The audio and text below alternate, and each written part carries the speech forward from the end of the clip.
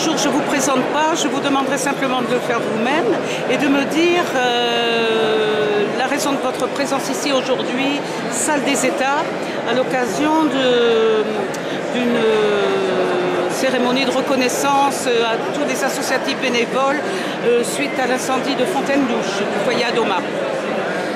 Je suis le consul général du Royaume du Maroc à Dijon, Hamad Souad Epous Miège.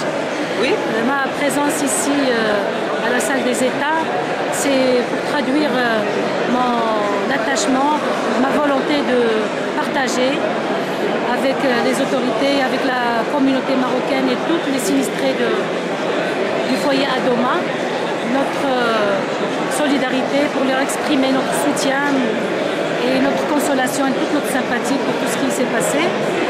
Et pour réaffirmer aussi notre volonté d'adhérer aux valeurs de solidarité pour resserrer les liens d'amitié afin que la sérénité et l'harmonie puissent régner à Dijon et pour qu'il y ait davantage de convivialité entre toutes les communautés.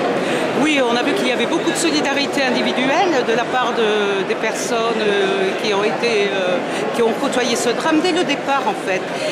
Aussi des associations. Il y a beaucoup de personnes qui disent qu'il est bien dommage qu'on le reconnaisse, bien que ça existe, mais à cette occasion-là.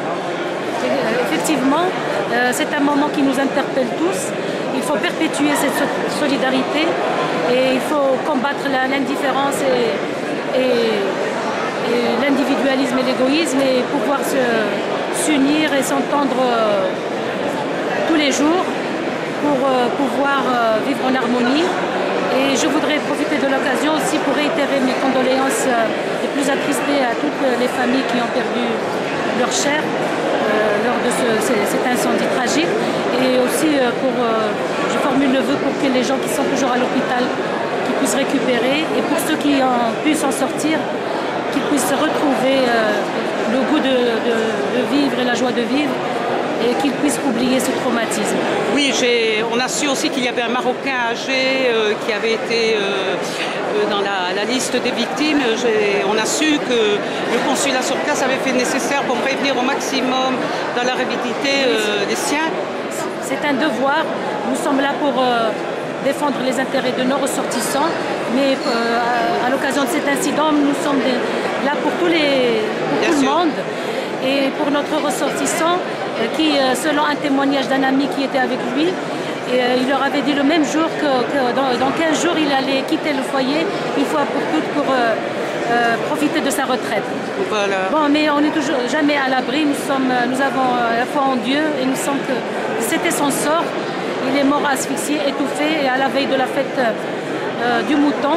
Oui. C'était un moment aussi particulier. Et c'est pour ça que le consulat général du Royaume du Maroc a estimé que c'était une occasion idoine pour organiser un repas qui a été offert à tous les sinistrés. Oui. Et qui nous a réunis. Nous avons partagé un moment très fort de communion, oui, en tant qu'être humain et non pas, c'est-à-dire il y avait toutes les confessions et même ceux qui n'ont pas de foi.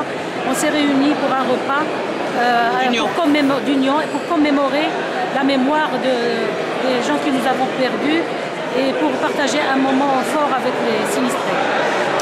Je vous remercie beaucoup pour ces mots. Au revoir. Merci.